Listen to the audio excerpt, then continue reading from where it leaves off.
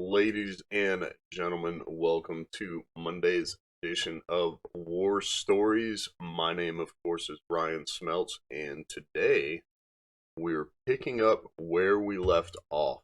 So, if you didn't hear the episode or you forgot, then Friday we were talking about the delayed entry program, how I got involved with that, and a couple of the things I did. And next on the list was the ASVAB. So, for those of you who have never taken the ASVAB or are unfamiliar with it, it is basically an aptitude test. The military essentially uses it as a placement test, and it is, I guess you would call it a written test done on a computer. So essentially, they have you take this test, and whatever your score is kind of determines what jobs you're eligible for.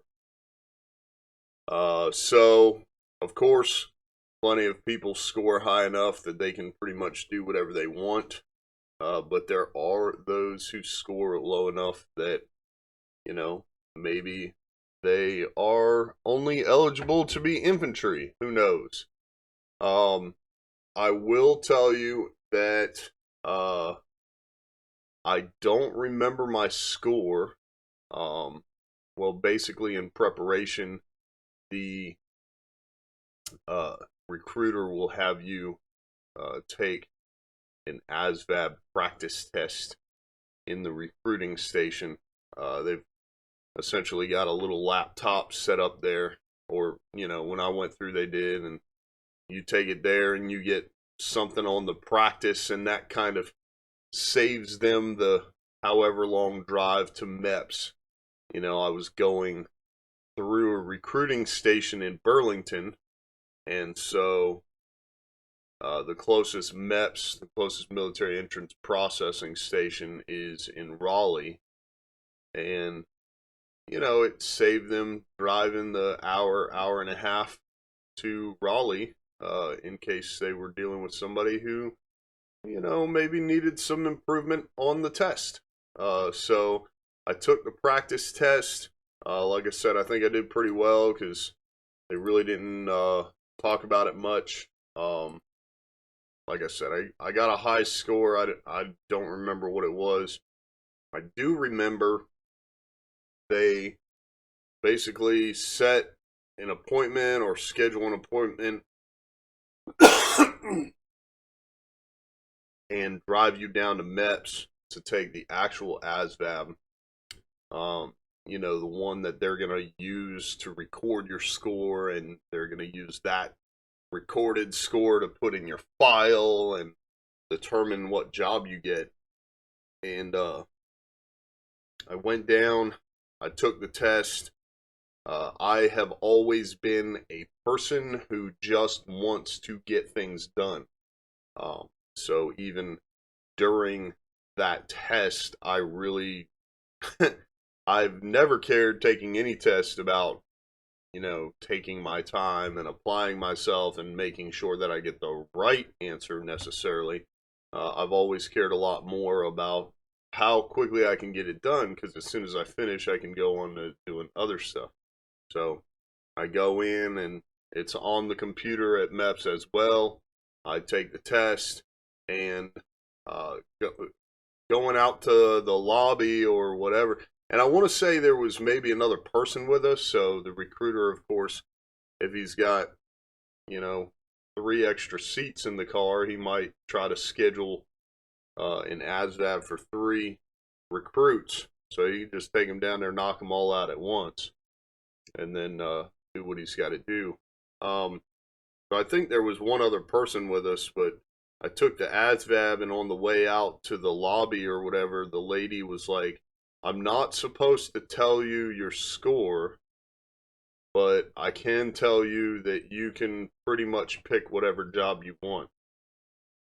And at the time, I was excited, and I was like, all right, I bet I did pretty well. And then after the fact, found out that, the bar to do whatever you want in the Army is pretty reasonable as far as the ASVAB score goes. So I feel like now she basically tells everyone the exact same thing. It may not be true, but you know, getting back to the recruiting station and discussing it, I had picked MP, and my recruiter kind of went over it again after a conversation with Chris. The guy who basically did all the work, drove me down to MEPS, talked to me initially, and then did pretty much all the PT and delayed entry program stuff with me was Sergeant Squires. The guy who got his name on my paperwork, who will come up later because I saw him again in Iraq, was Sergeant Donovan. So Squires taking me back to the recruiting station, kind of, asking me again, which I'm sure they do with everyone, especially if they score high enough. What do you want to do? Are you sure you want to be an MP? And I was like, yeah, because that's what I knew. That's what I picked out. I'm sure him being an MP had a little bit of something to do with it. And so I just stuck with my choice. But like I said, basically, once you get in, your ASVAB score is not as important as your GT score or your general technical score, which is a portion of the ASVAB. And so I want to say for most schools and just about anything that you want to do in addition to your MOS, possibly even reclassing, your GT score has to be 110. And if it is not high enough, then of course they allow you to basically work on it, study, retake the ASVAB, and raise your GT score so you can, pretty much do whatever you want. So next, we're going to talk about MEPS, my trip down there, what it was like before, during, and after. But until then, that's all I have.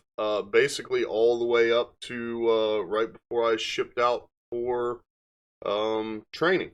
So we'll kind of get into that. We'll talk about what my recruiter talked about with me, what they offered me once I got to MEPS, how I overcame those challenges, or what have you. But if you are enjoying the story so far, be sure to leave us a 5-star review, subscribe wherever you listen to podcasts, and most importantly, tell your friends to subscribe as well. My name is Ryan Smeltz, and I will see you on tomorrow's episode of War Stories.